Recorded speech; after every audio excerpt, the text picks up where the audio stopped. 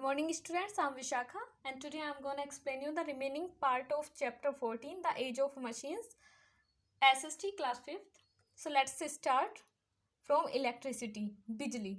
Electricity is a type of energy that can build up in one place or flow from one place to another. Electricity energy का ही एक प्रकार है जो एक ही जगह पर निर्माण या दूसरे स्थान से एक स्थान से दूसरे स्थान पर प्रवाहित हो सकती है.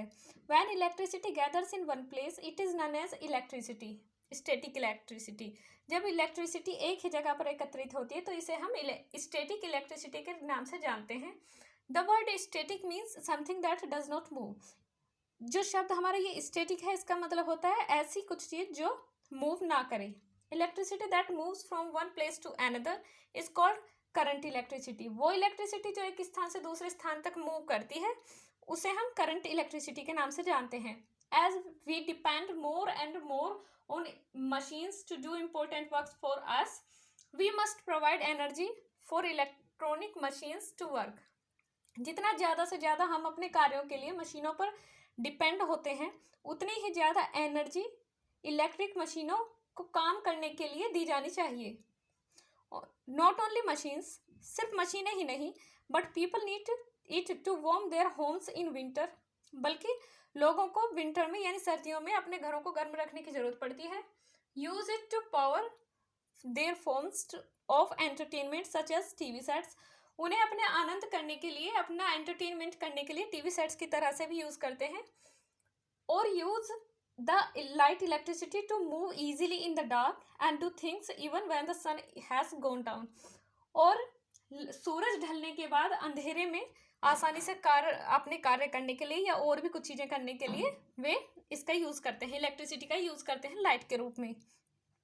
इन order to fully understand electricity in our modern world, we first have to understand the pioneers who dated back to as early as the ancient Greeks and contemplate their work to harness the natural power of electricity and turn it into something truly useful to average person. आधुनिक संसार में electricity को पूरी तरह से समझने के लिए हमें सबसे पहले प्रथम अन्वेषक को समझने की ज़रूरत होती है जो एंशिएंट ग्रीक्स की तरह दिनांकित हुए और अपने कार्य के लिए बिजली की नेचुरल पावर को दोहन कर सकते हैं और इसे वास्तव में औसत व्यक्ति के लिए उपयोगी रूप में कन्वर्ट भी कर सकते हैं. Today we cannot imagine living without electricity. आज के समय में हम इलेक्ट्रिसिटी के बिना जीवन की कल्पना भी नहीं कर सकते हैं. It is a great source of power and lighting. यह पावर यानी शक्ति और प्रकाश की एक बड़ी सोर्स होती है. Much of the present day electricity is generated by fossil fuels including petrol and coal. वर्तमान समय में देखा जाए तो इलेक्ट्रिसिटी जीवाश्म ईंधनों जैसे पेट्रोल और कोयला से जनरेट की जाती है. These resources are limited and cause pollution of environment. ये रिसोर्सेज जो होते हैं, जो हमारे जीवाश्म वाले यानी फॉसिल फ्यूल्स होते हैं, ये रिसोर्सेज हमारे लिमिटेड हैं और एनवायरनमेंट को हानि पहुंचाते हैं क्योंकि ये उसे पोल्यूट करते हैं, उसे प्रदूषित करते हैं. Electricity is also generated from water. Electricity को वाटर से भी जनरेट किया जाता है. It is called hydro electricity, जिसे हम हाइड्रो इलेक्ट्रिसिटी के नाम से जानते हैं. There is an interesting story about the discovery of electricity. बिजली की खोज यानी इलेक्ट्रिसिटी की डिस्कवरी के बारे में एक बहुत ही इंटरेस्टिंग स्टोरी भी है. इन द 17th सेंचुरी में a man in Netherlands made a toy called Leyden jars. Netherlands के एक व्यक्ति ने एक खिलौना बनाया जिसे लीडन जार कहा जाता था. It had 2 wires. इसमें 2 तार थे. वन इनसाइड द ग्लास, जो एक उनमें ग्लास के अंदर था, and the other outside it, और दूसरा इसके बाहर था. When these wires were joined, it produced sparks और mild shocks. जब ये तार आपस में जोड़े गए तो इनसे चिंगारी निकली और एक तरह से शॉक भी निकला, झटका दिया इसने. Benjamin Franklin an American scientist heard about this. Benjamin Franklin जो कि एक अमेरिकी साइंटिस्ट थे, उन्होंने इसके बारे में सुना.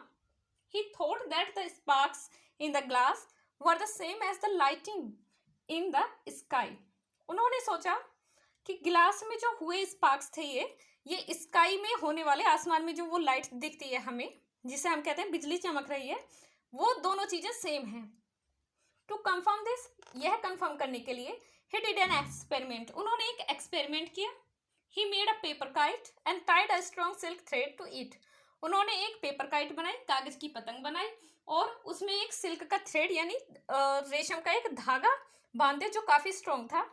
ही attached a piece of wire to the kite and a piece of metal at the other end of the thread. अब उन्होंने क्या किया था कि तार का एक पीस काइट पर और मेटल का पीस थ्रेड के दूसरे एंड पर बांध दिया। One day, next page, one day during a thunderstorm he flu the kite in the sky, एक दिन आंधी तूफान के मौसम में, जब आंधी तूफान का टाइम था, तो उन्होंने अपनी पतंग को आसमान में उड़ाया। एज एक्सपेक्टेड, जैसा कि पहले से अंदाजा था, he received a shock when he touched the metal piece just after the lightning, तो उन्हें एक झटका लगा जैसे ही उन्होंने मतलब इसे छुआ। अंदाजे के अनुसार जब लाइट के बाद उन्होंने मेटल पीस को टच किया तो उन्हें एक शॉक लगा। Now he was sure that lightning and electricity was the same thing, अब वो इस बात से पूरी तरह से श्योर थे कि लाइटनिंग, जो कि स्काई में होने वाली लाइटनिंग है, और इलेक्ट्रिसिटी, ये दोनों सेम थिंग है, दोनों ही सेम चीजें हैं। Okay students, thank you, it's enough for today.